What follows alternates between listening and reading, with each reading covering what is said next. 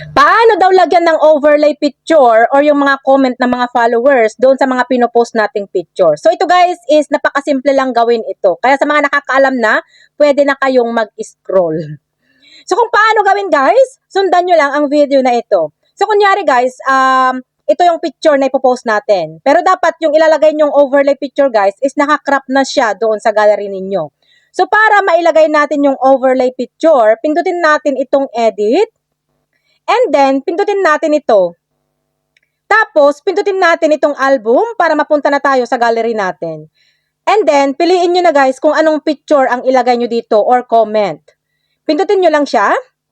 And then, ipwesto nyo na guys kung saan nyo gustong ilagay. So, pwede nyo palakihin guys or paliitin gamit ang dalawang daliri nyo. I-zoom in, zoom out nyo lang siya. At kapag nailagay nyo na sa tamang posisyon, pindutin nyo na itong done. At para ma-post na siya, pindutin nyo na rin itong next and then post.